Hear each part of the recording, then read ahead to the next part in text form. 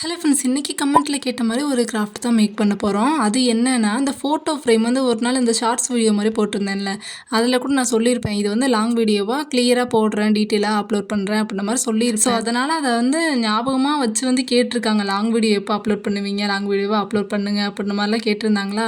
So இது வந்து நான் சார்ட்டில் தான் பண்ணலான்னு இருந்தேன். இந்த சார்ட் வந்து ஒயிட் சார்ட் வந்து நிறைய கடையில் கிடைக்கல. பட் இது வந்து ரீசெண்ட் டேஸில் கிடச்சிச்சா, அதனால 2 சார்ட் வந்து வாங்கி வச்சுக்கிட்டேன். டைம் இருக்கும்போது பண்ணிக்கலாம் அப்படின்றதுக்காக வச்சுருந்தேன். அது வந்து முந்தா நேற்று வந்து ஸ்டார்ட் பண்ணேன். அது வந்து நேற்றே முடிச்சிட்டேன்னா, பட் எடிட்டிங் ஒர்க் இருந்தனால நேற்று வந்து அப்லோட் பண்ண முடியல. அதே போல் இந்த ஒயிட் சார்ட்டில் தான் பண்ணணும் அப்படின்றதுக்காகலாம் இல்லை. சார்ட்டில் பண்ணால் நல்லாயிருக்கும், A4 ஷீட்லேயும் நல்லா தான் இருக்கும்.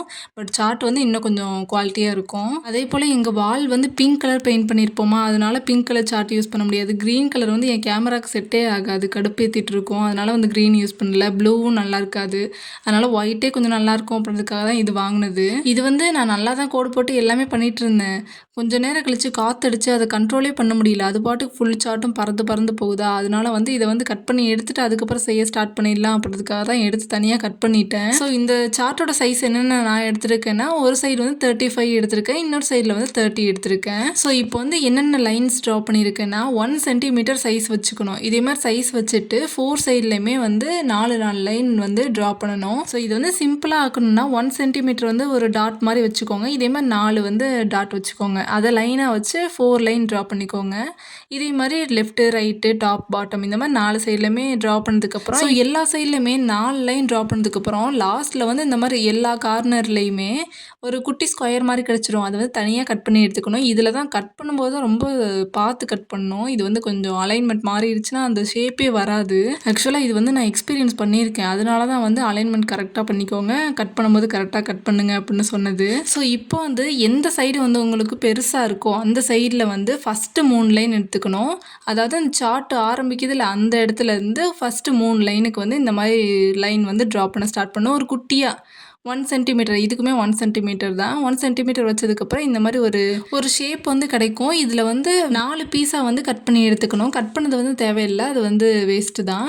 ஸோ இதை வந்து கட் பண்ணும்போது ரொம்ப பார்த்து மெதுவாக கட் பண்ணுங்கள். பிகாஸ் இதுதான் மெயினானது. இது வந்து தப்பாக அலைன்மெண்ட் மட்டும் கட் பண்ணிட்டீங்கன்னா இது வந்து ஷேப்பே கிடைக்காம போயிடும். ஸோ இப்போ வந்து லைன்ஸ்லாம் ட்ரா பண்ணி கட் பண்ணி எல்லாமே எடுத்து வச்சாச்சுல, இதை வந்து ஃபோல்ட் பண்ண ஸ்டார்ட் பண்ணணும். ஒவ்வொரு லைன்லையும் மேலே மேலே வச்சு இந்த மாதிரி ஃபோல்ட் பண்ணணும். இதேமாதிரி 4 சைட்லேயுமே இருக்கிற எல்லா லைன்லையுமே இந்த மாதிரி ஃபோல்ட் பண்ணி எடுத்துக்கோங்க.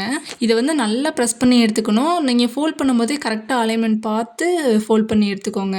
ஃபோல்ட் பண்ணியாச்சே, இதோட வேலை ஈஸியாக முடிஞ்சிடும் அப்படின்னு மட்டும் நினைக்கவே கூடாது. இதில் வந்து இந்த அலைன்மெண்ட் வந்து முன்னாடியே சொன்னேன்ல கரெக்டாக கட் பண்ணியிருக்கணும்னு, இந்த இடத்துல தான் தெரியும். நீங்கள் வந்து கரெக்டாக ஃபோல்ட் பண்ணியிருந்தீங்கன்னா இந்த மாதிரி ஒரு ஷேப்பில் கிடைக்கும். இல்லைனா ஒரு சைடு வந்து பெருசாகவும் ஒரு சைடு வந்து சின்னதாகவும் கிடச்சிரும். ஸோ இதில் வந்து ஃபோல்டிங் எப்படின்னு சொல்கிறேன். இது வந்து ஃபஸ்ட்டு வந்து அந்த இதை பிடிச்சிக்கணும். 3வது லைனுக்கு நேராக கொண்டு வந்துக்கணும். ஒரு குட்டி ட்ரையாங்கிள் மாதிரி கிடைக்கும். அதுலேருந்து இன்னொரு டைம் ஃபோல்ட் பண்ணிங்கன்னா ஸ்கொயர் ஷேப் மாதிரி கிடச்சிரும். அது ஆட்டோமேட்டிக்காக வெளியே வந்துடும். அந்த ட்ரையாங்கிள் மாதிரி இருக்கும்ல, அது வந்து ஆட்டோமேட்டிக்காக வெளியே வந்துடும். அப்போ வந்து ஸ்கொயர் ஷேப் மாதிரி கிடச்சிரும். பட் இது வந்து என்னென்னா, நான் சொல்ல சொல்ல பண்ணும்போது அது ஈஸியாக இருக்கும். நீங்கள் கண்ணில் பார்க்கும்போது கொஞ்சம் இது என்ன ரொம்ப ஃபோல்ட் பண்ணுற மாதிரி இருக்குது அப்படின்ற மாதிரி தான் தோணும். ஸோ இப்போ வந்து ஃபோட்டோ ஃப்ரேமோட ஃபஸ்ட்டு பீஸ் வந்து மேக் பண்ணியாச்சு. முன்னாடியே பார்த்துருப்பீங்க, அந்த சைஸில் தான் எனக்கு வந்து கிடச்சிச்சு. ஸோ இனிமேல் நீங்கள் பார்க்க போகிற எல்லா ஃபோட்டோ ஃப்ரேமுமே ஒவ்வொன்றும் ஒரு சைஸில் வந்துருக்கும். ஒரு ஃப்ரேம் வந்து பெருசாக இருக்கும், ஒன்று சின்னதாக இருக்கும், ஒன்று வந்து கொஞ்சம் அகலமாக இருக்கும். அந்த மாதிரி ஒரு ஷேப்பில் தான் நான் மேக் பண்ணியிருப்பேன்.